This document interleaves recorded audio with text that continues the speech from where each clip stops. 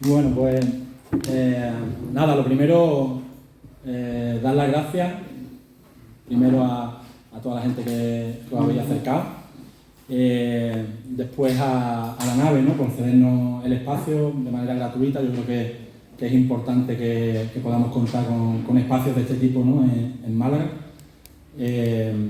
Y bueno, y por supuesto a Fonsi, ¿no? por venir a presentar su libro, ¿no? Oligarcas, que tenéis ahí también, que podéis comprar ahora, y no creo que Fonsi tenga problemas en echaros un autógrafo también a quien quiera. Os cuento un poco también. Quienes organizamos esto también lo montamos desde IZAR. Somos un partido pues que, a diferencia de lo que solemos entender por partido, pues no ponemos nuestras fuerzas en la cuestión electoral, ¿no? En ese juego electoral. Precisamente Fonsi, en este libro Oligarca, pues explica, ¿no? Que al final el participar de ese juego, ganar o perder, pues luego lo que encontramos son unos límites claros, ¿no? en las instituciones, y cómo estos oligarcas operan por detrás, ¿no? Y evidentemente eso pues le resta importancia al final a ese juego electoral. Nosotros preferimos volcar los esfuerzos en la construcción de las luchas sociales, de la lucha de la clase trabajadora.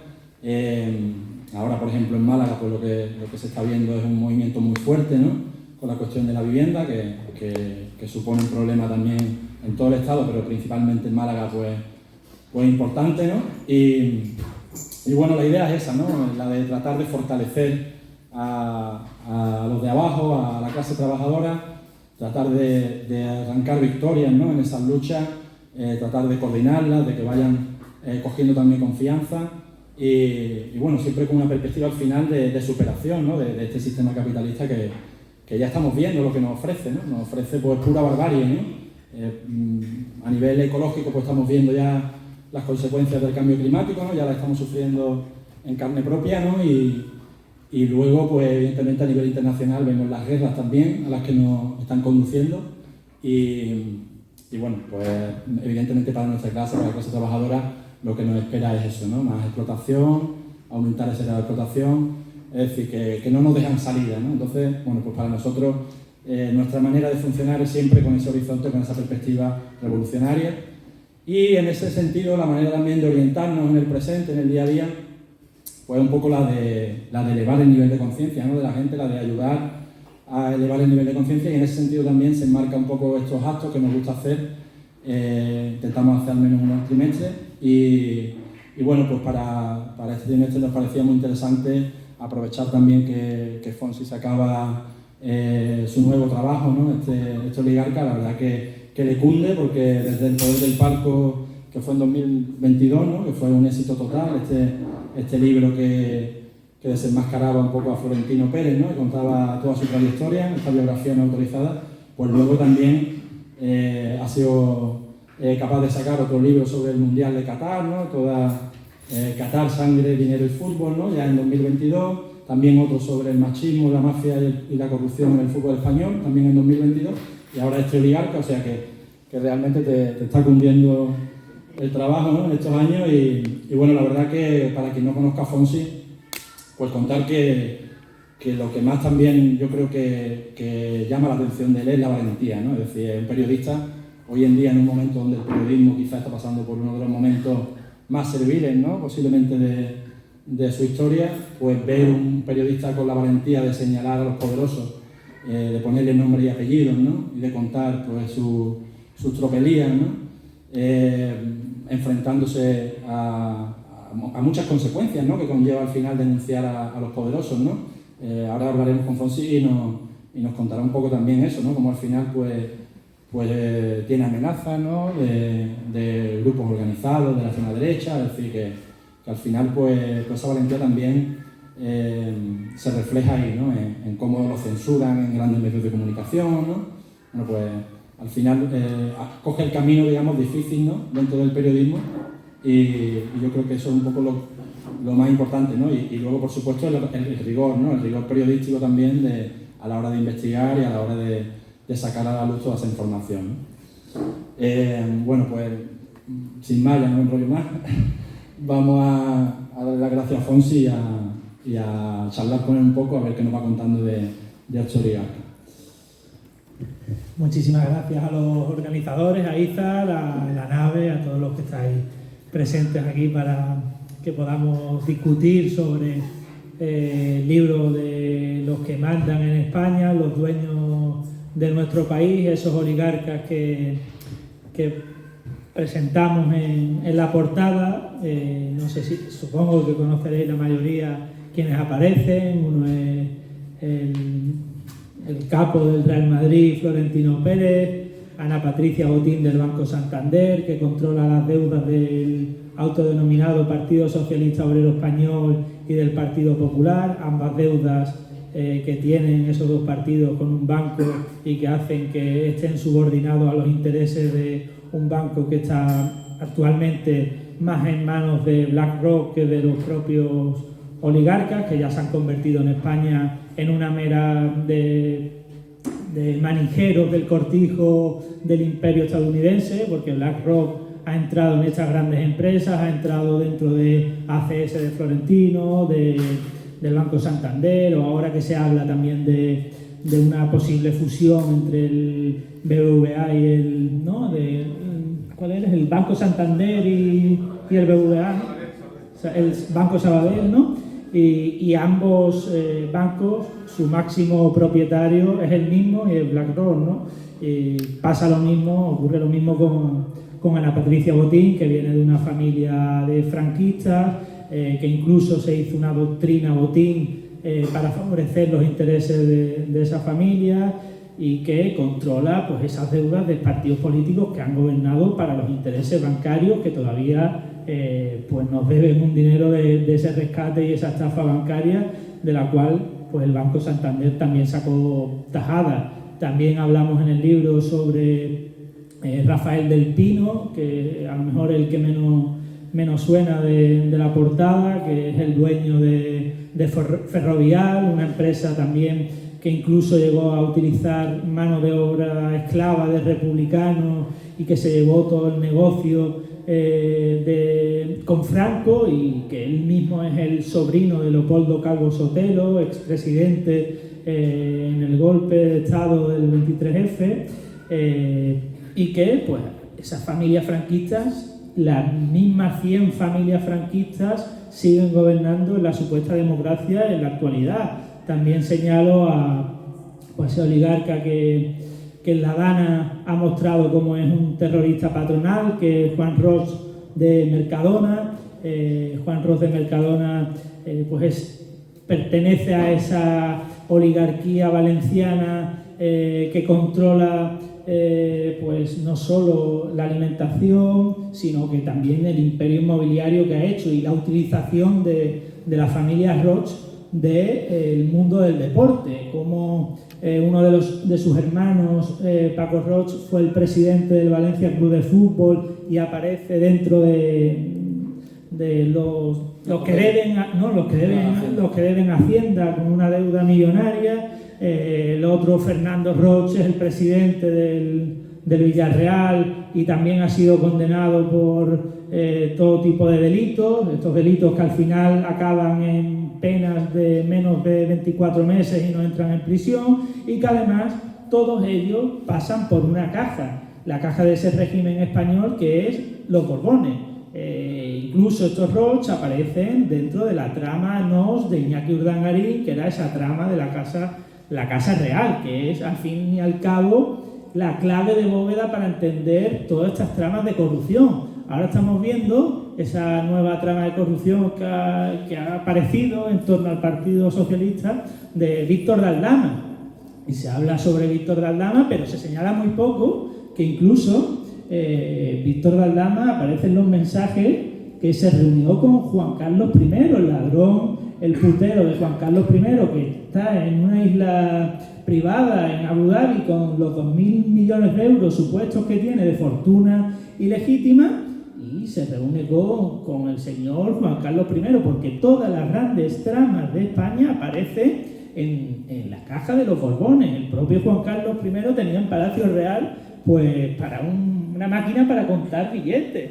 Y todas estas tramas, tanto del PSOE como del PP, son los mismos empresarios, los mismos conseguidores y utilizan las mismas formas y los mismos mecanismos para ascender como comisionistas. Este Víctor Daldama, que era presidente de un equipo de fútbol, del Zamora Club de Fútbol, que utilizaba a modo como Florentino a pequeña escala todo ese tipo de influencias que se utilizan en el fútbol. ¿Y qué otra cosa hacía? La caza. Él reunía en las cazas con banderas franquistas, este señor Víctor Daldama, y allí se reunían los que realmente parten el bacalao en el cortijo español, que son el FBI y la CIA. Estaban junto a un comisionista delincuente que organizaba cacerías, que es donde se siguen haciendo tanto los palcos de fútbol como el Zamora Club de Fútbol, el Real Madrid, y las cacerías como se hacía con Franco. Pues esto se sigue utilizando y se sigue y estos personajes y estos delincuentes pues siguen ascendiendo, aliándose a estas familias franquistas, como el caso de los Roig con Mercadona, ¿no? Y como ese heredero de Cárnica Roig, que uno, si buscaba, tampoco era tan difícil investigar, pero si uno buscaba en el boletín oficial del Estado, veía que Cárnica Roig fue la que más adjudicaciones se llevaba de la alimentación con el fascista de Franco, y eso fue lo que fue heredando.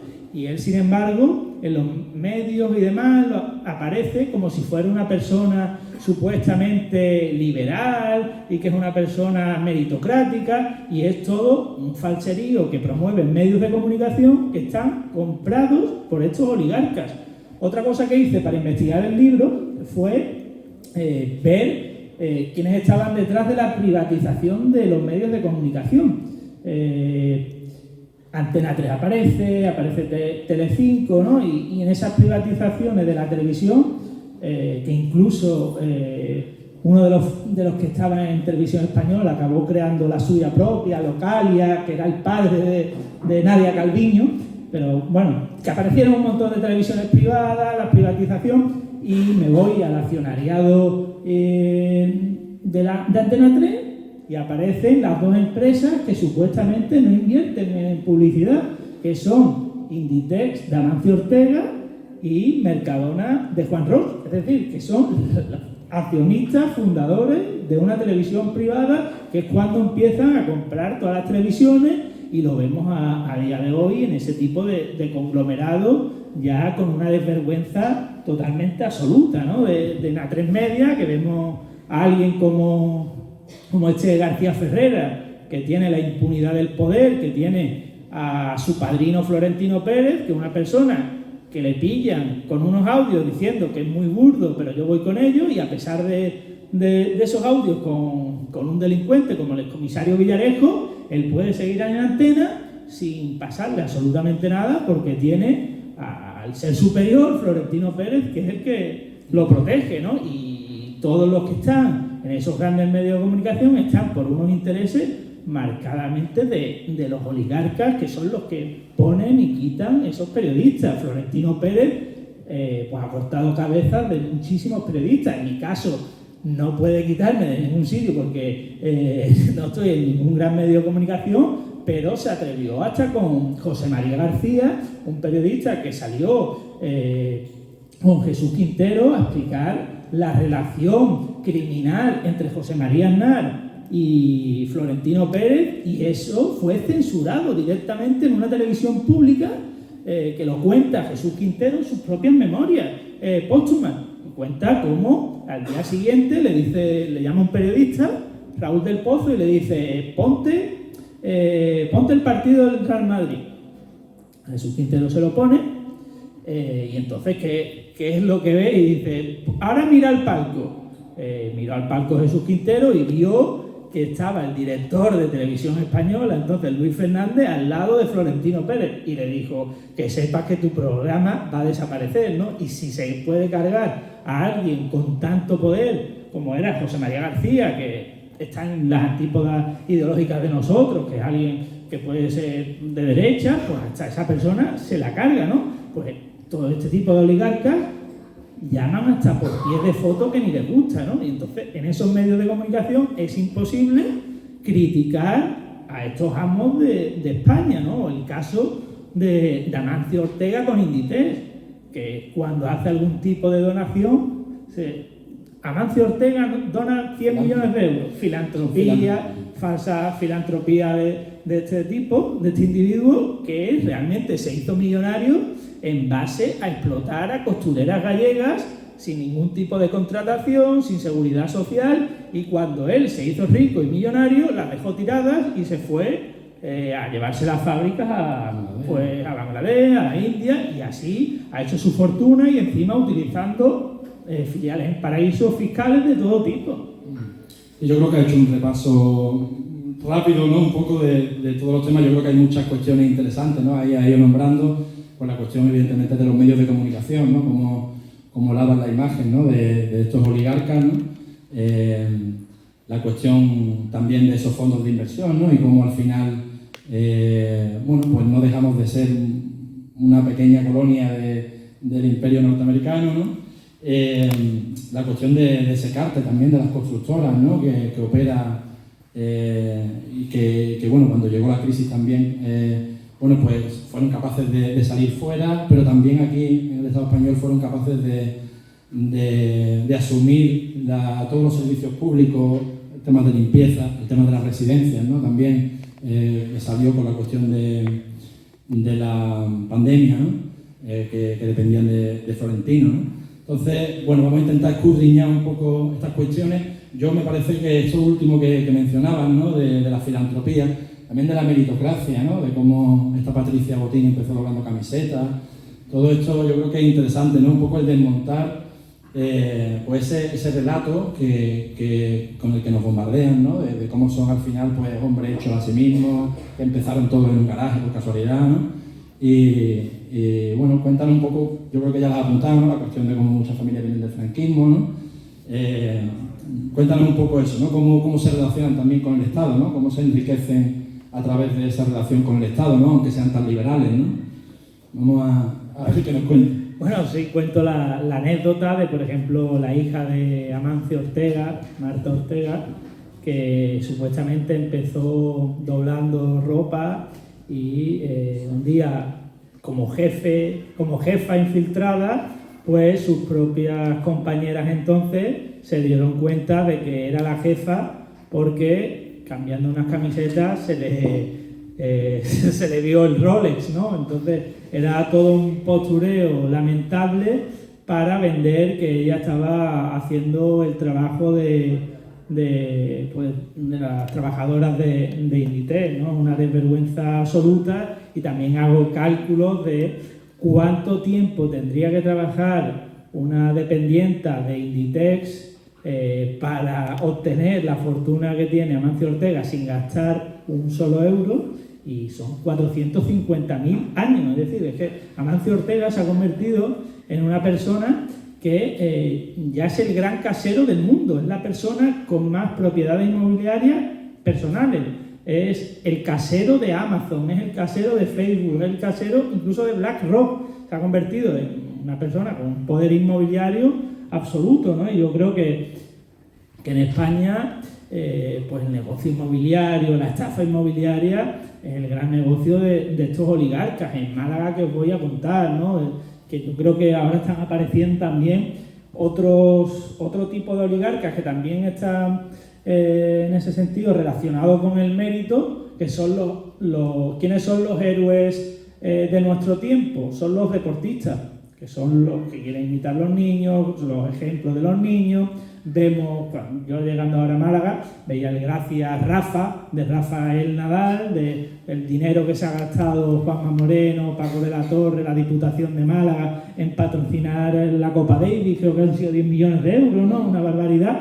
Mientras Rafael Nadal lo que está buscando de la Costa del Sol es el pelotazo inmobiliario más absoluto, y se ha aliado con los Matutes. Para el que no conozca quiénes son los Matutes, pues Abel Matutes empezó como alcalde con Franco, le dio la medalla a Franco, luego fue el ministro con el criminal de guerra José María Aznar, y después ha sido y es el patrocinador con su empresa Palladium del Real Madrid, y ese negocio es el que está buscando el Rafa Nadal en la Costa del Sol. En Ibiza también lo conocen bien, tiene prácticamente media isla. Bien, pues no sé, yo creo que podemos un poco profundizar también en esa cuestión, ¿no? del tema de la vivienda. Yo creo que en Málaga ahora mismo es un tema que quizás es el que está un poco en todas las conversaciones, ¿no? Y ahí podemos enlazar también con una de las familias que nombras en el libro, que es la familia March, ¿no? Que también se enriquece ya con el franquismo, es una de esas familias grandes que viene del franquismo y que bueno, pues está vinculada también a toda esta campaña mediática que hemos sufrido en los últimos años con la cuestión de la ocupación, ¿no? Y bueno, que también a la vez pues está vinculado a la cuestión de la vivienda, pues eso, ¿no? Tratando de que parezca que realmente los que se está protegiendo es a los pequeños propietarios que a lo mejor tienen una segunda vivienda y tal, ocultando todo el negocio que hay por detrás de esos fondos de inversión. ¿Qué nos cuentas de esta familia más? Pues fue una de las que auparon también a Florentino Pérez. La familia Mar fue la principal financiadora del golpe de Estado de Franco, luego financió los negocios de Florentino Pérez y en la actualidad es una de las propietarias del negocio de Securitas Direct. Securitas Direct en la actualidad es la empresa que más dinero se gasta en financiar a los medios de comunicación. Securitas Direct aparece con Carlos Herrera, con Jiménez Los Santos por la mañana, con Susana Griso, con Ferrera, con todo este tipo de periodistas mercenarios que tienen que promover el odio de la ocupación a todas horas para que la empresa que los está financiando pues saque partido con el tema de las armas de Securitas Direct. Incluso se ha llevado dinero de los fondos europeos. Es algo increíble y cómo está financiando, siendo el mayor anunciante de los medios de comunicación, y por eso tienen unos intereses marcadamente a favor de esta familia. Bueno, incluso también vemos cómo estos medios dan protagonismo y voz a la mafia de Desokupa, ¿no? Que también hemos visto en el último año cómo forman a la policía, ¿no? Ahí podemos ver también un poco esos vínculos entre la extrema derecha y la policía. Y bueno, yo creo que es algo que también te toca, porque como decía al principio, ¿no? Pues tu valentía pues te ha llevado a que estés amenazado por grupos directamente neonazis, ¿no? Y bueno, parece que campan a sus anchas, ¿no? Por este país, ¿no? Bueno, pero luego no le gusta que le llamen nazis. Una de las infinidad de denuncias que tengo es de Dani Esteve de Desokupa por llamarlo nazi. O sea, a mí yo cuando me llaman comunista no voy denunciando a la gente, ¿no? Pero estos nazis, e incluso si tú le llamas nazi, te piden 50.000 euros, ¿no? Y es el mismo abogado que me ha denunciado con Vito Quiles por llamarlo ultraderechista, ya ves tú, ¿no? Pero es el mismo abogado, las mismas formas y las mismas maneras, y de cómo este tipo, el Dani Esteve, pues recibe todos los halagos de la policía, recibe regalos de la policía, aparecía en medios de comunicación a todas horas, porque ya es verdad que gracias a las movilizaciones sociales en Málaga, en Barcelona, yo creo que ya los medios de comunicación están sintiendo hasta vergüenza de hablar de meter a ese tipo, ¿no? Porque ya el problema de la vivienda está inundando tanto y lo han puesto en el centro compañeras, compañeros que han salido a las calles, que ya hasta les da vergüenza poner a estos personajes en televisión. Pues sí, bueno, si quieres podemos pasar a otro de los personajes, otro de estos oligarcas, simpáticos oligarcas, ¿no? Que han nombrado, que posiblemente sea de los que tengan mejor imagen en los medios, que es Juan Roy, ¿no? El dueño del Mercadona, que hace también unos estupendos publireportajes en sus periódicos. Todos los días premian a uno de sus productos, ¿no? Y aparece en los medios de comunicación. Y bueno, yo creo que es interesante también un poco que nos cuente, ya nos apuntabas un poco, pero yo creo que también ahora con toda la cuestión de la Dana, ¿no? También se ha visto de qué clase de empresario hablamos, ¿no? Poniendo en peligro la vida de sus trabajadores, ¿no? ¿Qué nos cuentan de Juan Roy?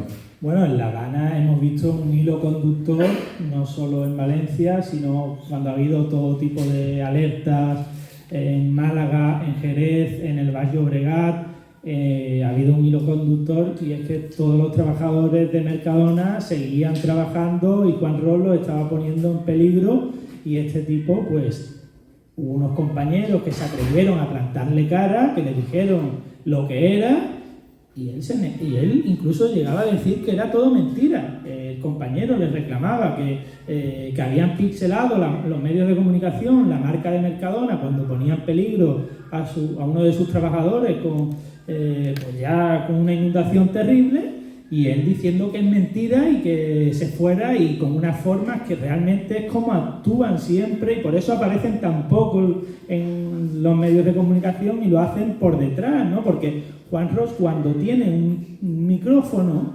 delante, se nota el tipo de capitalista despiadado, de sinvergüenza que es, porque es una persona que cuando, por ejemplo, él organiza también una maratón en Valencia, que da un premio de 1 millón de euros a quien bate el récord, y una vez le pusieron el micrófono y empezó a decir, no, porque la vida tiene que ser como esta maratón, cada uno solo y consiguiendo su marca, y además aprovechó para decir, no como los funcionarios que tienen un puesto y que viven ahí del Estado y de la paguita del Estado. Hasta él mismo se dio cuenta de la barbaridad que estaba diciendo. Eso no ha aparecido en casi ningún sitio, lo han ocultado, porque creo que fue Movistar que retransmitía esa maratón, y no ha aparecido mucho, pero se le notó qué tipo de personaje siniestro. Y luego fue un funcionario público, un bombero, el que salvó la vida a un trabajador que Juan Ros puso en peligro en Valencia.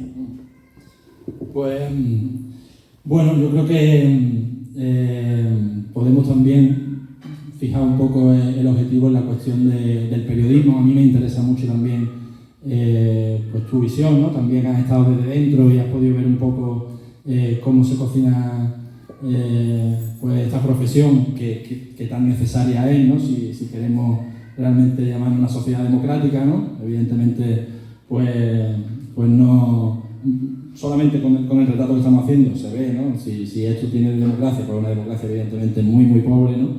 Y bueno, ¿qué papel juega, ¿no? Ese periodismo? ¿Cómo lo ves tú? ¿Qué diagnóstico haces, ¿no? Un poco también como profesional, ¿no? del periodismo, ¿no? Bueno, pues un periodismo mayoritariamente servil. Yo, por ejemplo, explico cómo empecé a radicalizar al ver cómo actuaban desde dentro.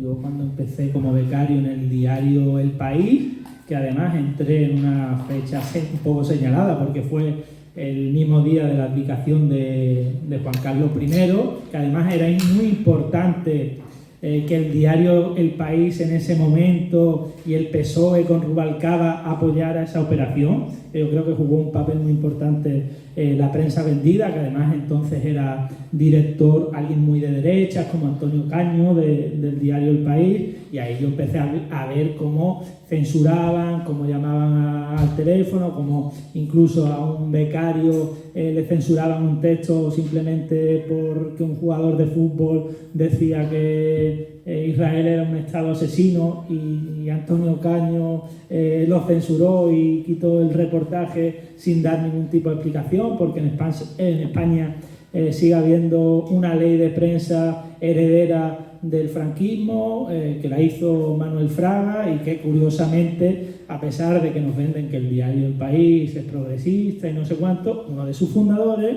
fue Manuel Fraga Iribarne, ese criminal, ¿no? Y entonces esa ley de prensa sigue estando vigente, y claro, desde las instituciones es muy complicado que atajen ese problema, porque en Ecuador se atrevieron, y ya vimos cómo actúa el periodismo aquí, ¿no? Que vimos a Ana Pastor, a Ferrera haciéndole campaña a Rafael Correa por intentar algo de cambio, hacer medios alternativos, hacer medios comunitarios, medios públicos, y apareció Ana Pastor pues defendiendo la supuesta libertad de prensa. Ana Pastor, la misma que cuando se presentó Florentino Pérez por segunda vez, que volvió al Real Madrid, la que entrevistó a Florentino Pérez en Televisión Española y le hizo un masaje absoluto, fue Ana Pastor. Quien hizo después también una película documental del Real Madrid femenino, cuando el Real Madrid femenino había sido absorbido,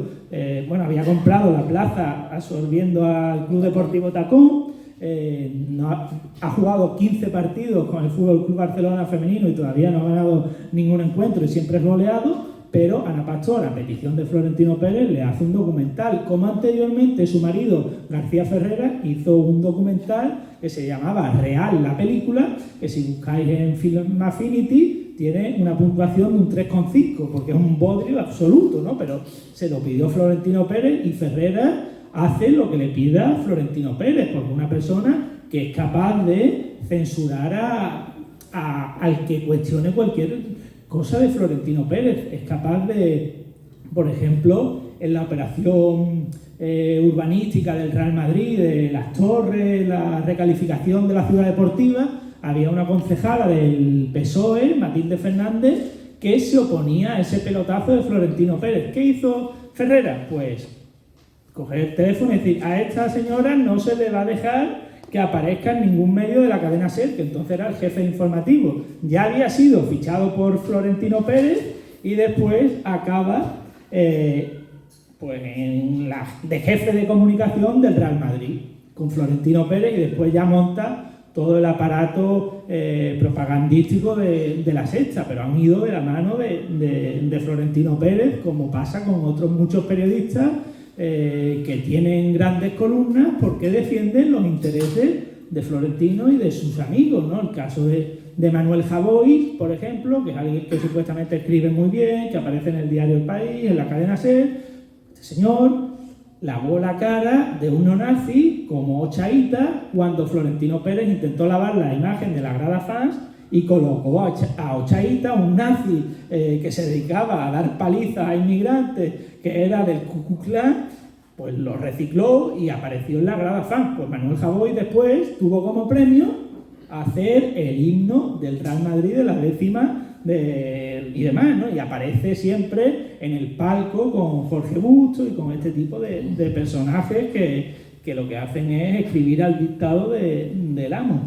Me sorprende esto porque yo tenía en Madrid también como un defensor de la cuestión del racismo, ¿no? Denunciando la cuestión del racismo con Vinicius y tal. Es verdad que hubo una serie de insultos en el último partido contra el Barcelona a Lamine Yamal, ¿no? Y todavía estamos esperando a ver si... Ya los han cogido a 3, pero es verdad que la policía, la policía lo que ha hecho es no nombrar en ningún momento al Real Madrid, que puso hasta la policía una fotografía del estadio del Atlético de Madrid, que hasta el propio Atlético de Madrid llamó la atención a la policía diciendo, pero qué vergüenza es esta de que pongáis una imagen del Atlético de Madrid cuando es un caso de ultra racistas del Real Madrid. Sin embargo, a nivel deportivo, cuando hubo esos insultos a Vinicius en Valencia, a los 3 días hubo una sanción deportiva, ¿no? Y aquí pues ya han pasado meses y aquí la sanción deportiva ya toca, evidentemente, ¿no? Ahí se demuestra, ¿no? Directamente no lo nombran en la noticia y a nivel deportivo pues no sancionan porque asociar el Bernabéu o el Real Madrid a la cuestión del racismo, pues eso está prohibido, ¿no? Mediáticamente, ¿no? Se ve claro también ahí, ¿no? Bueno, han nombrado también la cuestión de Israel, ¿no? Yo creo que también hoy es obligatorio, ¿no? Siempre pues denunciar, ¿no? Aprovechar cualquier espacio para denunciar el genocidio, ¿no? que está cometiendo el Estado de Israel en Gaza, ¿no? Y creo que también casa, ¿no? La cuestión de Israel con el libro que escribiste sobre el Mundial de Qatar, cómo utilizan para lavar su imagen estos regímenes, ¿no? Toda la cuestión del sport washing, ¿no? Es decir, cómo lavan su imagen pues, a través del deporte o a través de, por ejemplo, Israel ha sacado ahora un equipo de ciclismo, ¿no? Bueno, cuéntanos un poco también cómo opera esto, ¿no? Estos estados, cómo operan para tratar de limpiar su imagen internacional, ¿no? Claro, el fútbol es la mejor forma de lavar tu imagen en el mundo del deporte, eso lo entienden muy bien todos los grandes corruptos, Macri en Argentina, Silvio Berlusconi con el Inter en Italia, aquí con el Milan en Italia, aquí Florentino Pérez, y lo que han hecho los jeques árabes también pues es utilizar en Qatar, Arabia Saudí, todo ese tipo de tinglado del mundo del fútbol para lavar su imagen. En el caso de Israel exactamente igual, también decir que la única vez que se ha suspendido un partido en España fue por llamar nazi a un nazi como Zozulia, que es una vergüenza de la liga del ultraderechista Javier Tebas, que es el único partido que se paró porque los bucaneros antifascistas dijeron nazi a un nazi, ¿no? Mientras, por ejemplo, sigue jugando en el Granada un sionista como Weisman, que ha dicho que hay que bombardear a Palestina y no le ha ocurrido absolutamente nada, y yo espero que al menos las hinchadas antifascistas le hagan sentir a ese sionista que va a sufrir cuando vaya a esos campos de fútbol. Sin embargo, estamos viendo en Europa, ¿no?, la persecución que hay a cualquier movilización en defensa de Palestina, ¿no? También en los estadios se ha visto, ¿no?, la cuestión de cuando salen banderas de Palestina, ¿no? Bueno, pues se ve un poco esa doble moral que tienen, ¿no? Y cómo en defensa de Palestina pues no se puede levantar la voz, ¿no? Sin embargo, pues ellos sí se permiten defender pues los intereses del Estado de Israel, que evidentemente tiene una capacidad de lavar su imagen. Quizá ahora lo va a tener más difícil, ¿no? Lleva años y años tratando de lavar su imagen a nivel internacional. Quizá hoy en día yo creo que ya las mayorías sociales pues se les ha caído la posible venda de los ojos, ¿no?, que pudieran tener, ¿no? Más cosas, bueno, escribiste también, como decía al principio, sobre la cuestión del machismo, de la corrupción en la Federación Española. Precisamente ahora está otra vez, ¿no?, a ver quién se elige como la cabeza de esa Federación de Fútbol Española. ¿Qué nos cuentas de nuestro fútbol? ¿Qué nos cuentas? Bueno, pues yo creo que hay que reivindicar a las jugadoras de la selección española que se atrevieron a luchar contra la corrupción, el machismo de Luis Rubiales, jugadoras que incluso como Mapi León, como Claudia Pina, que dijeron no e incluso se negaron a acudir a ese mundial que ganó la selección femenina de fútbol y dijeron basta ya. Y lo peor de todo ello es que estas jugadoras en la prensa deportiva española fueron señaladas cuando se plantaron esas 15 jugadoras y dijeron no vamos a acudir con estos machistas, con Jorge Vilda, no vamos a acudir con Luis Rubiales. Y la prensa deportiva, el diario Marca, hizo una portada contra estas jugadoras, valientes, comprometidas, que nada tienen que ver con los millonarios prematuros de los futbolistas, y las pusieron en portada llamándolas chantajistas. Unas jugadoras que estaban reivindicando mejoras para el fútbol femenino, que estaban salarios dignos, que estaban pidiendo un salario de 14.000 euros entonces, de salario mínimo hace 2 años. Estaban pidiendo cosas, mínimas. Y a pesar de eso, pues toda la prensa se les echó encima, y hubo valientes que incluso, como Mapi León, Claudia Pina, Patrick Guijarro, que dijeron que no iban a ese mundial porque no querían estar al lado de Luis Rubiales, de Jorge Vilda, que Jorge Vilda ahí en la federación obligaba a que tenían que tener la puerta abierta de sus habitaciones por a ver qué hacían, ¿no? Y de cómo hay un ataque y un machismo absoluto con el fútbol femenino, que todos los machistas, todos los incels de mierda se han puesto de acuerdo en atacar al fútbol femenino, atacar a Alessia Putellas, porque ellas son lo contrario que representan ellos, y además son personas comprometidas que cuando tienen la oportunidad de hablar, como Aitana Bonmatí, se atreve a defender a las personas refugiadas, los derechos LGTBI, se atreve a hablar en catalán diciendo, pues yo voy a hablar en catalán porque claro, pues es que es mi lengua, y encima por eso lo atacan españolistas diciendo que cómo se atreve a hablar Aitana Bonmatí cuando recibe el Balón de Oro en catalán, cuando es su idioma materno, y lo hace para defender el idioma. Y ya pues, imagínate, mujer, feminista, catalana, y también pues del Barça y defensora pues ya es el demonio de todos los fachas de este país.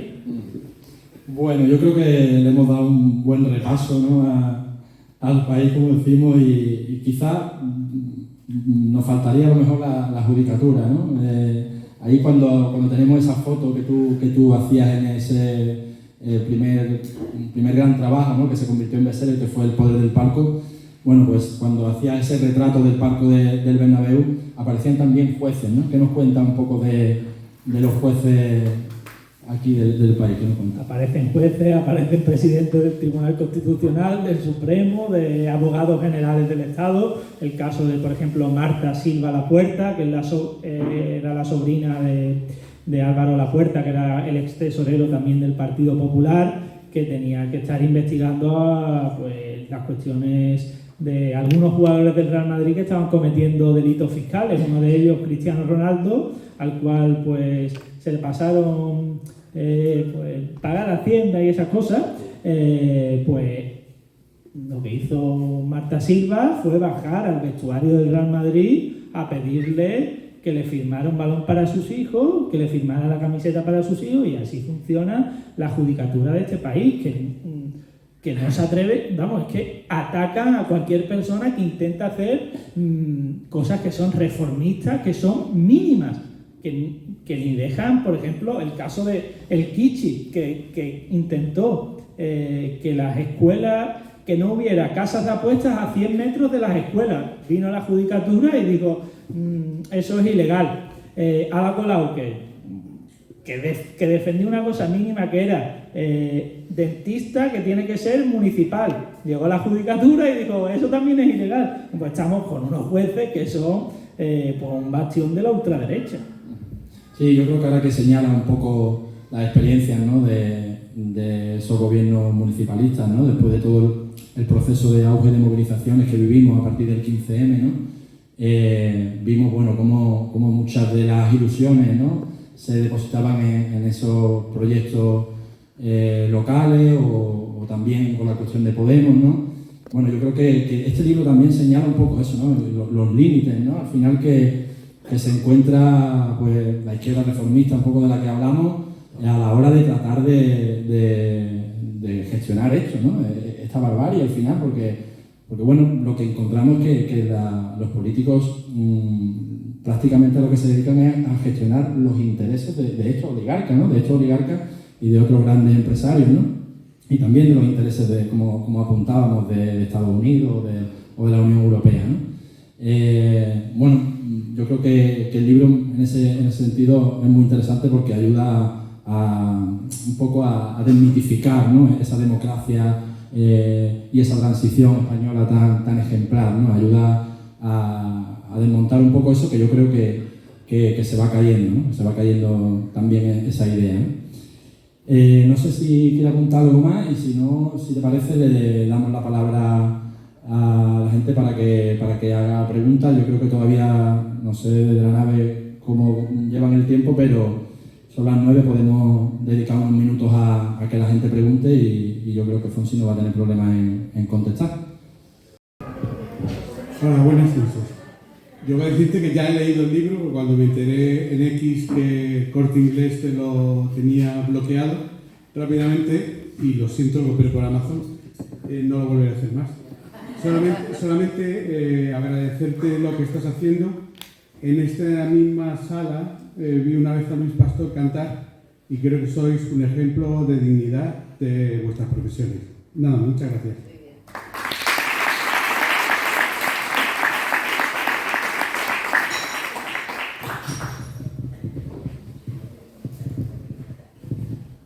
Hace unas semanas veíamos como los fascistas del Frente Boquerón en Coruña, bueno, pues la liaban, iban de caza, literalmente un grupo de 100 fascistas. Estas agresiones creo que en todo el estado, ¿no? En Gijón también ha habido compañeros de sindicatos estudiantes que han sufrido agresiones últimamente y tal.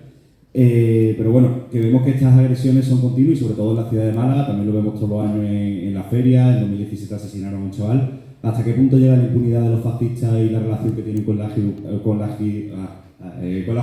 No me sale otra palabra. La relación de los fascistas con la propia justicia y la impunidad que tienen para hacer este tipo de actuaciones, ¿no? Yo siempre estoy utilizando la frase esa de quiéreme como la policía quiere a los nazis, ¿no? Pues incluso en la manifestación masiva que hubo por la vivienda digna en Málaga, estaban los cachorros estos nazis de Frente Boquerón de compadreo absoluto con la policía, que me lo enviaron y fue bochornoso, ¿no? Y muchos de ellos, pues, si no actúan es porque o son confidentes o gente como el pugilato este campa a sus anchas después de agredir a a un cómico y no le ocurre nada. Yo mismo viví una agresión fascista en la Feria del Libro de Madrid y la propia policía me dijo, ni identificó absolutamente a nadie, tuvo que hacer el trabajo un compañero, Alejandro Plana, de Diario Red, que fue la persona que destapó quiénes eran, porque la policía ni los identificó ni hizo absolutamente nada, porque compadrea con ellos y muchos de ellos son confidentes, pueden hacer absolutamente de todo. Y Alejandro Plana pues salió, buscó quiénes eran, uno era Pepe de Alcalá, que es de grupos nazis, que fue a atacarme, y otro de ellos era también porque esa relación también de los nazis es muy importante, de cómo luego acaban incluso de capos de industria, de cuestiones como uno de los que fue a acosarme, que fue Bubi Sanchís, que era el capo de una cadena musical de We Go, que se dedicaba a los tickets de festivales, que además había estado en conciertos, que ahora no se sabe, pero incluso está siendo señalado por algunas mujeres en el caso de Cristina Fallará. Pues este personaje, gracias al trabajo de compañeras y compañeros, se supo quién era, cómo habían organizado ese ataque a través de Telegram y demás, y con total impunidad, tanto que el otro día fui a otra feria del libro y bueno, ¿sabéis a quién me encontré? En la feria del libro de Sevilla estaba allí, y acudió la madre del tal Bubi Sanchís, este nazi, a reclamarme a mí que por culpa mía, es decir, por hacer una acción antifascista a otros compañeras y compañeros, lo habían despedido de We Go. Así que la única forma de hacerle frente es hacer esa acción colectiva entre nosotros.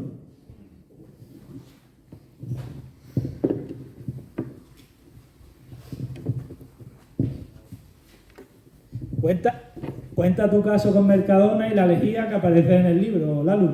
Sí.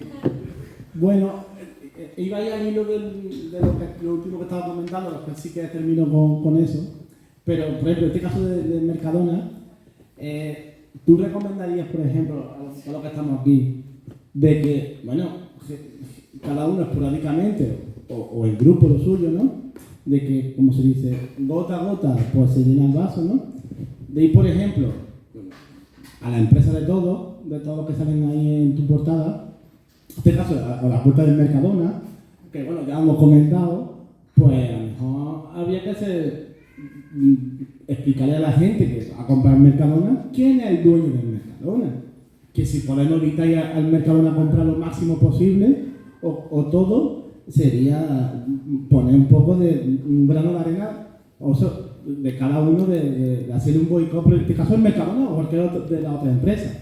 En este caso, yo hace muchos años, que si aparezco en el libro de Fonsi, le conté mi experiencia de que, bueno, ahora ya es como normal y se tapa mucho, ¿no?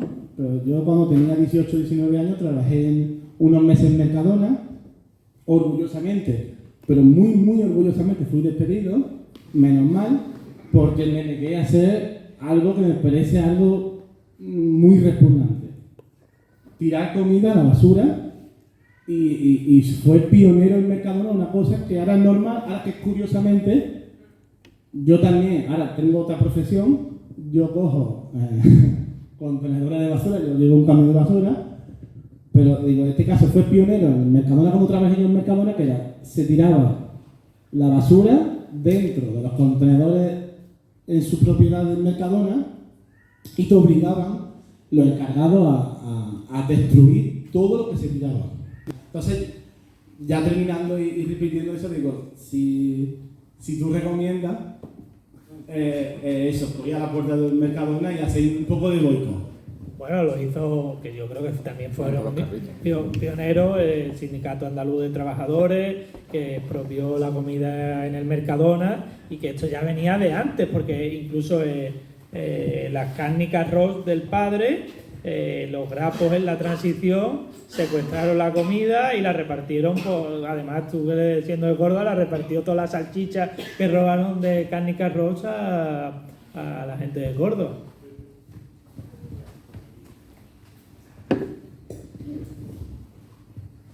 Bueno, yo voy a cambiar un poquillo de tercio. A raíz de bueno, lo que estamos viendo, lo que decía el compañero, que no somos más que una colonia de Estados Unidos, a raíz de lo que ha pasado con las elecciones en Estados Unidos y demás, yo comentaba con un compañero el otro día que hasta ahora los políticos eran marionetas de esta gente, ¿no?, de los oligarcas, pero lo que está pasando en Estados Unidos es que ya han dicho, bueno, vamos a quitar de en medio las marionetas y vamos a ir directamente nosotros, ¿no?, con la cara descubierta, ¿no? Somos los que mandamos y vamos a hacer lo que queremos. Y como somos eso, nuestro espejo es Estados Unidos, yo temo que cualquier día pues ocurra lo mismo aquí, ¿no? Que ya digan, mira, ¿para qué vamos a tener intermediarios cuando podemos mandar nosotros directamente, ¿no? Entonces, pienso que es muy preocupante porque es verdad que la gente que estamos aquí al final siempre estamos más politizados, estamos más concienciados con ciertas cosas, pero que la población en general no acaba de entenderlo, no acaba de ver lo que está pasando, ¿no? Y lo que lleva pasando décadas, ¿no? Tú lo has dicho, son los mismos, mandan los mismos, ¿no? Y yo creo que está cerca eso, ¿no? Que ya no les sirve el Pedro Sánchez, ya no les sirve el otro, no les sirve, y al final terminarán ellos mismos dando la cara y diciendo somos los que mandamos y vamos a hacer la política que queramos, porque somos los que mandamos, ¿no? Somos los que tenemos el poder.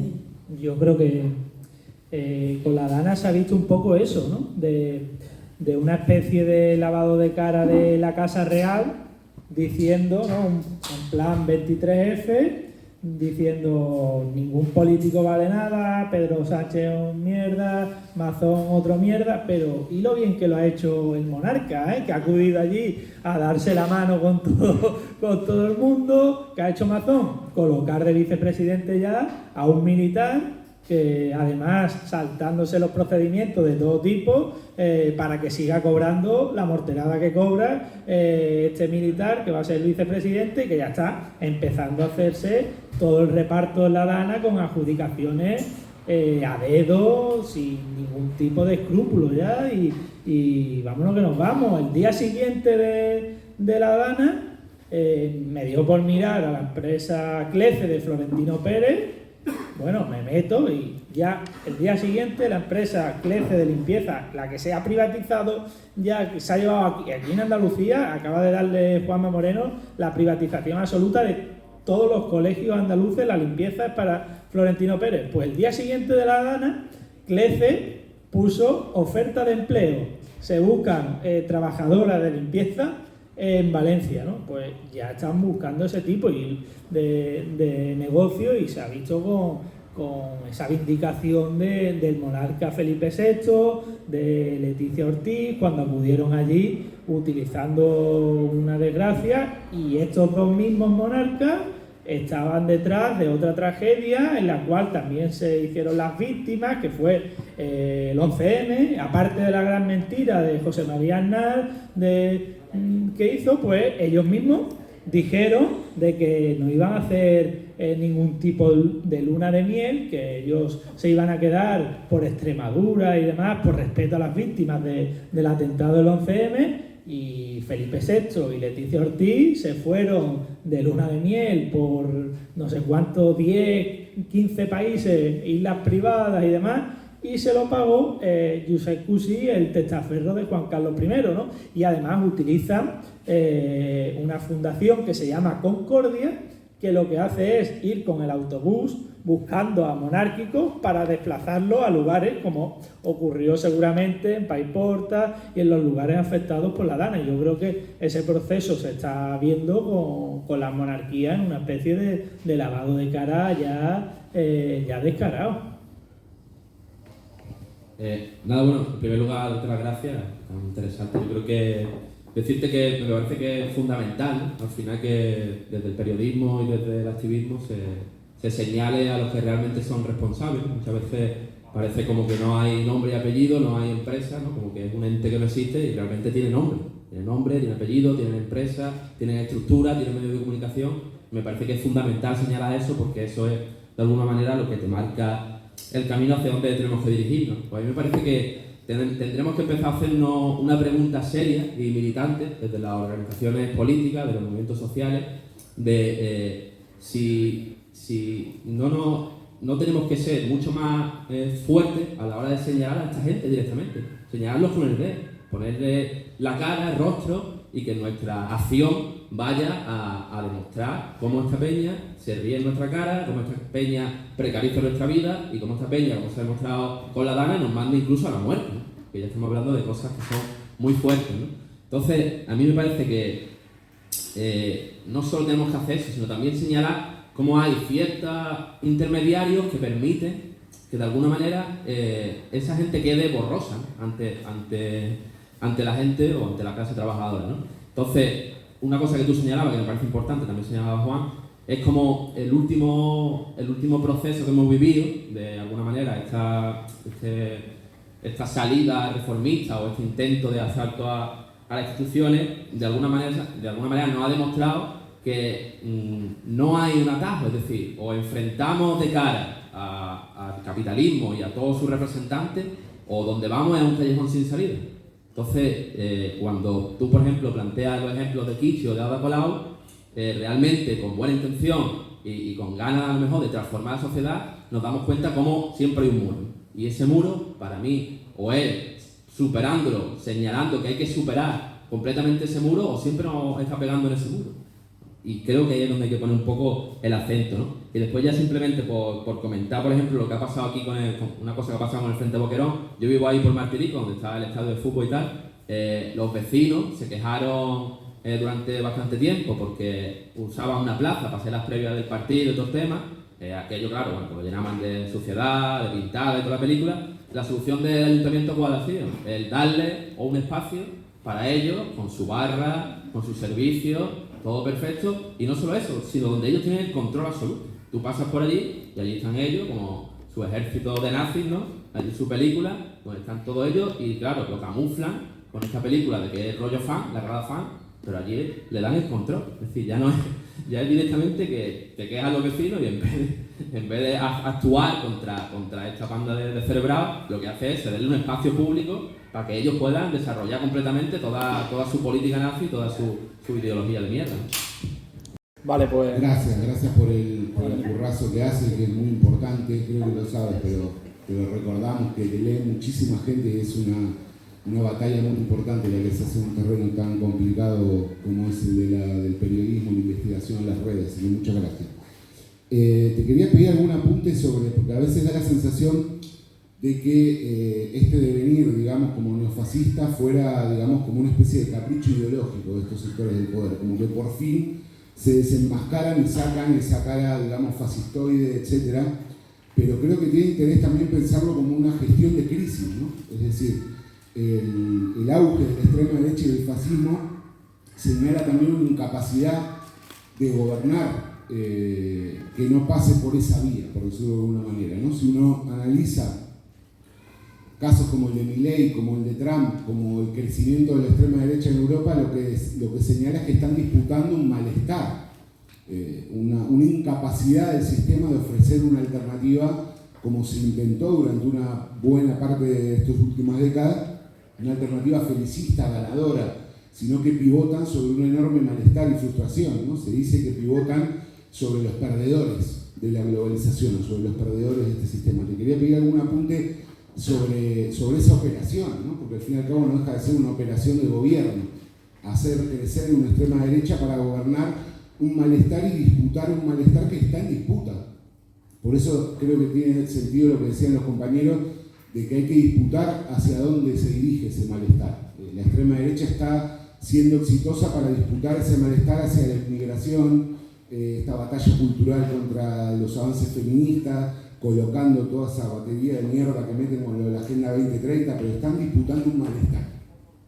Entonces creo que es interesante pensarlo así, ¿no? Porque si no a veces nos quedamos con que bueno, que son unos fachas. Bueno, no, esto es una operación del gran capital para gobernar una crisis y orientarla hacia sectores muy, muy concretos, ¿no? Y después te quería preguntar por la investigación que has hecho, es si pudiéramos señalar cuáles son sus líneas o sus puntos de debilidad. Porque si no, también otro de los peligros que tenemos es presentar un bloque indestructible, ¿no? Es decir, cuando empezamos con el anecdotario, parece que no hay por dónde entrarles. Tienen jueces, tienen policía, tienen medios, tienen el poder político, tienen las teclas del poder, pues vamos a nuestra casa, ¿no? Pues decir, ¿cuáles serían los puntos de debilidad, cuáles son los momentos dentro de tus investigaciones donde los has visto preocupados, por decirlo de alguna manera? ¿Cuáles son los elementos que percibes que le pueden hacer daño? Y en esto termino muy rápido. Creo que deberíamos, como hacen ellos, entender una concepción muy generosa, que es al fin y al cabo la lectura que hacemos, creo, más o menos rigurosa de la historia del movimiento obrero, de la clase, ¿no? Que ha desplegado un repertorio muy amplio, que tiene que ver, le ha ido bien y mal en todos los ámbitos, en el ámbito institucional bien y mal, en las luchas bien y mal, es decir, cómo somos capaces de desplegar un repertorio muy amplio, porque si al fin y al cabo la disputa del poder político no tuviera sentido o fuera algo intrascendente, ¿cómo explicamos el brutal lawfare contra Cristina en Argentina, contra Petro, contra Lula, las 20 querellas y la violencia judicial, en este caso con un programa de una se llama con confianza, de una socialdemocracia, llamémosle un poquito radical, que puso sobre la mesa simplemente Podemos 20 causas y un ataque para liquidarlos políticamente, pero si eso les preocupa al fin y al cabo, ¿no? Se disputa también del poder político y dónde detectas tú que pueden estar las líneas de ataque o de debilidad, si tú puedes decir los puntos débiles, ¿no? de este bloque. Gracias. Dale, si quieres. Yo señalo también mucho la frase que decía Antonio Machado, tú señalabas cómo pues la oligarquía ya lo ha apostado por este neofascismo y seguramente en España la mayor representante puede acabar siendo Isabel Díaz Ayuso, en la cual pues lo hemos visto en estos días, ¿no? Cuando se destapó el caso de la trama de corrupción de su hermano, acaba dimitiendo el que lo denuncia, Pablo Casado. Ahora, con el novio, con una comisión millonaria de 2 millones de euros, acaba dimitiendo Juan Lobato. Yo creo que van a apostar por esa vía en España seguramente, y hay una imagen también de Florentino Pérez con Isabel Díaz Ayuso, él agarrándola del cuello al lado con Rubiales despollándose, que es como la muestra del poder real. Seguramente también con esos puntos de debilidad que pudieran tener, que tú mencionabas, yo creo que Florentino a lo mejor con ese nuevo 15M, la nueva representación, yo creo que empezó a temer un poco por su poder.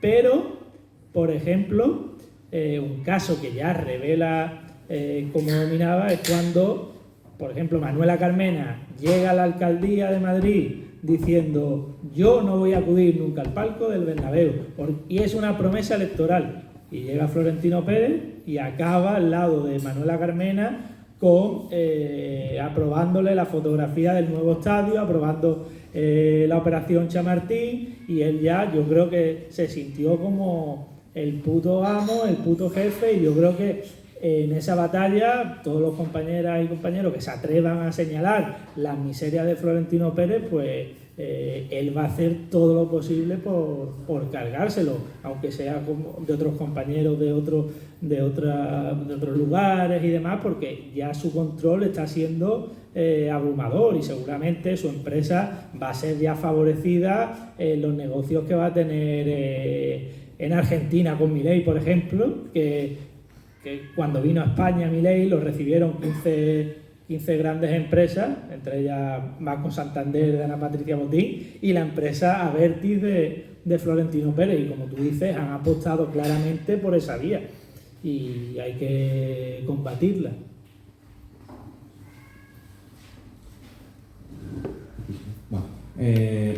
Primera cosa es para decir a la compañera que creo que no somos aquí en la colonia de Estados Unidos, porque creo que no deberíamos tener un problema ahora actualmente no tenemos que tener ese concepto de nación, porque la mayor colonia del mundo es el Estados Unidos sí mismo, que ya no es el siglo pasado que el capital necesita tener a un Estado para hacer imperialismo, sino que ya hemos tenido una victoria y hemos hecho que ellos tenían que obligarse a evolucionarse para convertir otro modo.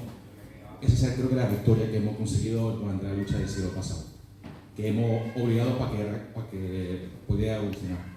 El segundo es, quería preguntar sobre si es decir, de todas las informaciones que has conseguido y tal, es decir, yo creo que esas oligarquías, esas personas concretas, creo que al final son, por ejemplo, los malos, los guantes blancos, ¿no? Los representantes de ese mecanismo que está funcionando. Es decir, lo que se puede ver, porque detrás de ellos hay cosas que no se puede ver. Es decir, de la información que has conseguido, has podido sacar algún tipo de resumen o el funcionamiento del mecanismo que sería el top secret del funcionamiento, que una vez desvelado, ellos ya son es como el punto débil, ¿no? Que creo que sea eso. Es decir, que tú desvelas cómo funciona su mecanismo interno a la gente y la gente dice, hostia. Una de las que me ha felicitado por el libro es la exmujer de uno de los que aparece en la portada del libro. No voy a decir nombre, pero eso quiere decir que algo de daño ha hecho. Si el Corte Inglés, que ha publicado todos mis libros, la editorial Lacal, hasta este momento, he publicado, por ejemplo, que el Corte Inglés ha financiado a la ultraderecha de Vox, cómo ha utilizado los nietos de Juan Carlos I, Froilán y Victoria Federica, tarjetas Black para usar en el Corte Inglés, cómo han amañado contratos de la policía y la Guardia Civil con sus uniformes para que se lo lleve el Corte Inglés, esta empresa que ha censurado el libro. Algo de daño habré hecho, y yo creo que esa felicitación que me hizo una exmujer de uno de los que aparece en el libro es que algo habré tocado. Hola, buenas. Bueno, muchas gracias por estar aquí y muchas gracias por el trabajo que haces, ¿no? Bueno, yo, más que una pregunta, es que me cuesta mucho hacer preguntas, ya al hilo del debate, ¿no?, que iba saliendo. Yo quería reivindicar directamente la perspectiva marxista del Estado, ¿no? Porque muchas veces decimos, es que el Estado parece como que representa a esta gente, ¿no? Es que el Estado es el instrumento que ha generado a esta gente para poder seguir dominándonos. Entonces no son dos entes aparte, es directamente su instrumento el que utiliza para poder seguir manteniendo las cosas como están y a la clase trabajadora en una posición de explotación y subordinación, ¿no? Y yo creo que, sin embargo, esta perspectiva no la tiene la mayor parte de la clase trabajadora, ¿no? Y creo que es la que tenemos que desvelarle un poco, y me parece que este libro ayuda mucho a eso, ¿no? A ver quién verdaderamente mueve los hilos y cómo al final, pues toda la política parlamentaria, etcétera, etcétera, se mueve para resolver los beneficios de esta gente y los intereses de esta gente, ¿no? Al final es por eso que precisamente la estrategia que tenemos que construir es una estrategia basada en lo que sí que les pone nerviosos. Yo no sé si a esto en concreto, pero yo vi muy nervioso a toda la oligarquía y al Estado, etcétera, etcétera, con la huelga de Cádiz, cuando mandaron allá los tanquetas, etcétera, etcétera. Yo los veo muy nerviosos cuando los estibadores dicen que se van a poner en huelga y luego, sin embargo, vemos cómo se trata de desactivar esa lucha diciendo que se van a obtener ciertas victorias desde el Parlamento. Y a mí me parece que el camino precisamente es fortalecer la lucha y no dar esas ilusiones institucionales de que a través del Estado, votando a X partido o al otro partido y sin que la gente tome partida real y pelee en su puesto de trabajo en los diferentes sitios y se organice, van a conseguir nada. Que depositando un voto cada 4 años en una urna no se va a conseguir revertir el poder que tiene esta gente, que claro que se tambalea en el momento que paramos y que decimos, paralizamos, nos damos cuenta del poder que tenemos y podemos pensar en reconvertir esta situación, ¿no? Que al final yo creo que no se puede de otra manera y no se puede con la ilusión electoralista. Y en un segundo punto, pero súper rápido para no extenderme, está la cuestión de la extrema derecha. La extrema derecha, claro que la tienen ahí, la tienen en la retaguardia. O sea, la burguesía, mientras pueda sostener un sistema que le llame democrático, lo prefiere, porque nos tienen embelesado todo el mundo pensando que vivimos en una sociedad con libertades, etcétera, etcétera. Ahora, cuando no pueda sostenerlo, porque llegará un momento que no pueda, porque las contradicciones cada vez van a ser mayores, pues tirará del fascismo, como ha hecho en otros momentos, y claro que lo hará, lo tiene ahí en la retaguardia. A mí ahora mismo no me preocupa que crezca mucho. Ahora, si somos capaces de generar un movimiento potente, que es lo que tenemos que hacer, y una organización potente de la clase trabajadora, claro que nos vamos a tener que enfrentar a esa gente, y no solamente nos vamos a tener que enfrentar en todos los espacios en los que estemos, sino en la calle directamente, seguramente nos vamos a tener que enfrentar, ¿no? Y eso solo lo podemos combatir con organización de la gente, desde abajo y de forma democrática, y no dando las ilusiones sobre la perspectiva de que votando a uno u otro partido, por muy de izquierda que sea, vamos a conseguir cambiar las cosas. Lo siento por no hacer ninguna pregunta y muchas gracias por tu trabajo de nuevo. Muchas gracias. Vale, y por seguir el hilo que tú tiras, también la desvergüenza de estos días de ver a UGT invitando a Núñez Feijóo a su acto para que además diera el discurso por primera vez un presidente del Partido Popular, ya una desvergüenza absoluta, ¿no? ¿Cuántos años llevamos ya sin una huelga general? Y también señaló en el libro, hablando de Feijóo y la connivencia con estos sindicatos, hay una imagen que se suele poner bastante, ¿no? La imagen de Núñez Feijóo con el narco Marcial Dorado, pero se suele decir poco quién era la otra persona que estaba en ese yate, que era la pareja sentimental entonces de Núñez Feijóo, que era entonces la jefa de comisiones obreras de Sanidad.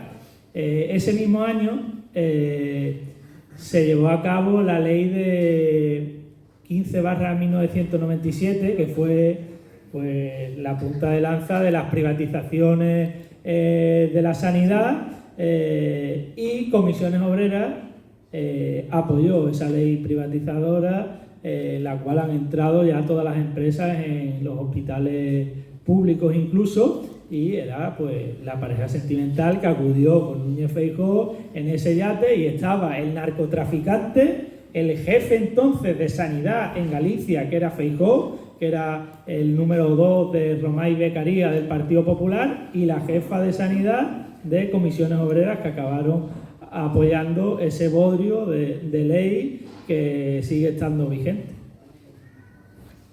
Sí. Bueno, buenas noches. Primeramente agradecerte, me uno al agradecimiento de los compañeros por el trabajo que has hecho, y añadiría además la admiración, entre otras cosas, por lo que decía Juan, por la valentía.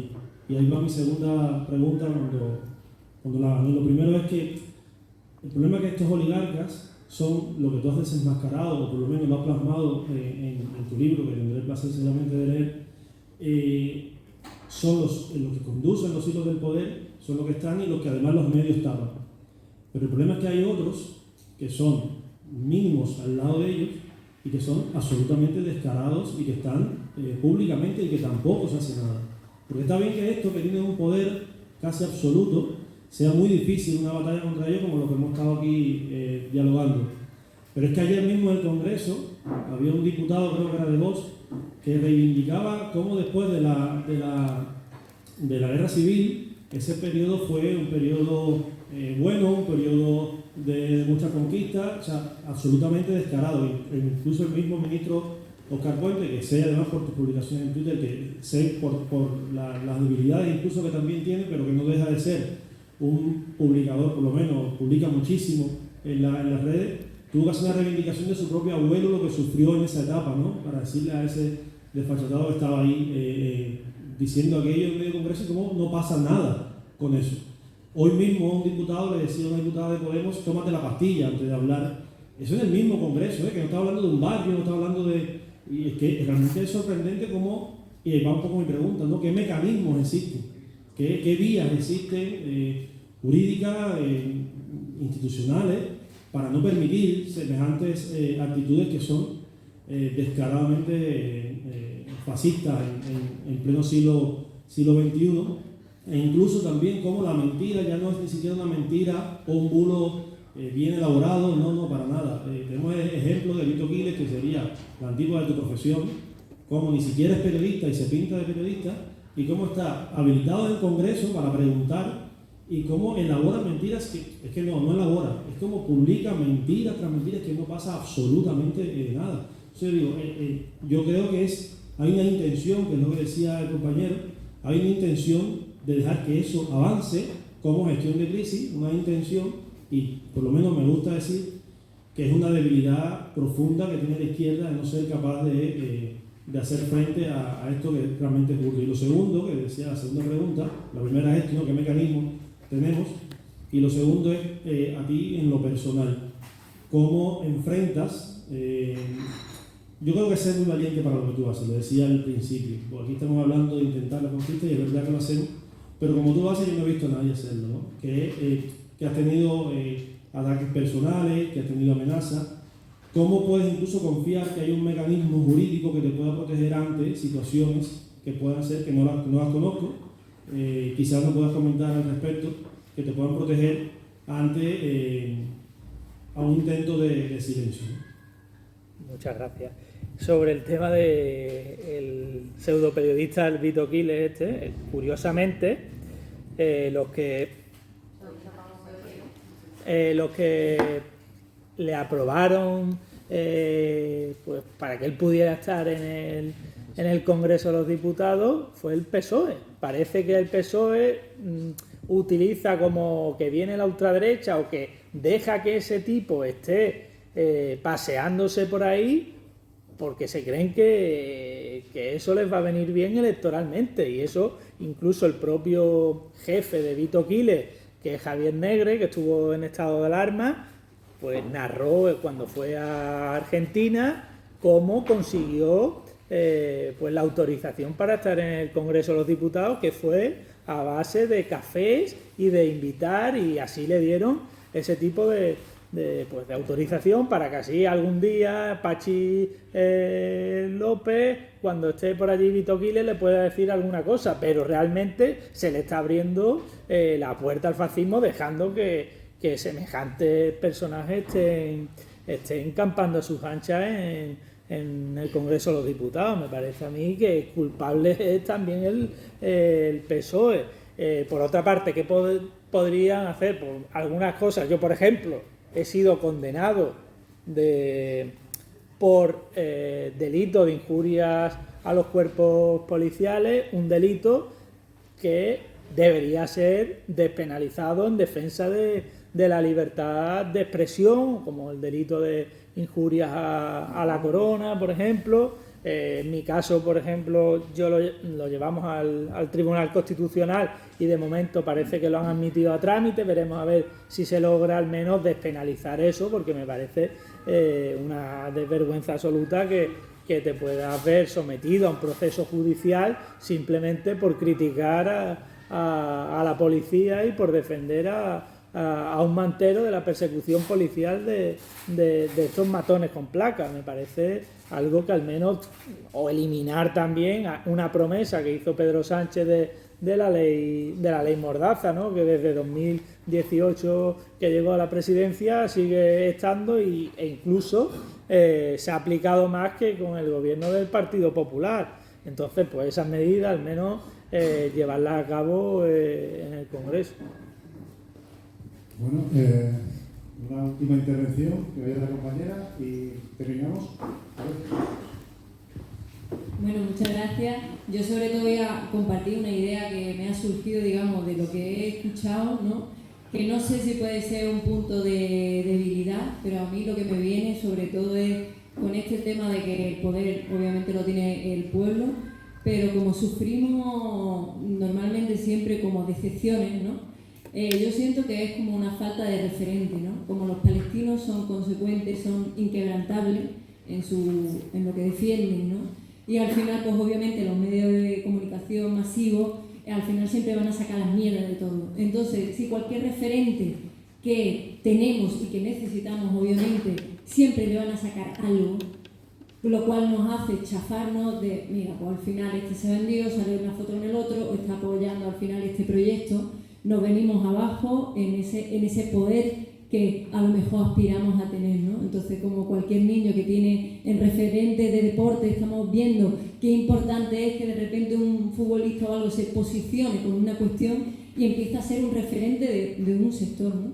Entonces, si de repente ese futbolista de repente le sacan otra cosa, se destruye otra vez ese a quién seguíamos o quién empezaba a ser, ¿no? Entonces yo creo que en esta búsqueda de llegar a algún sitio y un punto de debilidad, cuando tengamos realmente a nivel andaluz, a nivel estatal, más referentes que no suelen salir por los medios, personas a que seguir, que hacen falta y que son inquebrantables y que no se le pueda sacar nada, pues nos hacen falta también a nivel histórico, ¿no? Solo eso. ¿Quieres decir algo más? Yo por uno de los referentes que tenemos, que como empieza el libro, una de las citas, voy a terminar con ella a ver si la encuentro, que es Federico García Lorca, que dice: libros, libros, haz aquí una palabra mágica que equivale a decir amor, amor, y que debían los pueblos pedir como piden pan o como anhelan la lluvia para sus sementeras.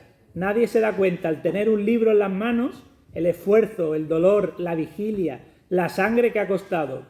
El libro es sin duda la mayor obra de la humanidad. Todo viene de los libros. La Revolución Francesa sale de la enciclopedia y de los libros de Rousseau, y todos los movimientos actuales, comunistas y socialistas, arrancan de un gran libro, del Capital de Carlos Marx. Y sabed, desde luego, que los avances sociales y las revoluciones se hacen con libros y que los hombres que las dirigen mueren muchas veces como el gran Lenin, de tanto estudiar, de tanto querer abarcar con su inteligencia. Que no valen armas ni sangre si las ideas no están bien orientadas y dirigidas en la cabeza, y que es preciso que los pueblos lean para que aprendan no solo el verdadero sentido de la libertad, sino el sentido actual de la comprensión mutua y de la vida. Esto lo dijo Federico García Lorca cuando presentó e inauguró la Biblioteca Pública de Fuente Vaquera.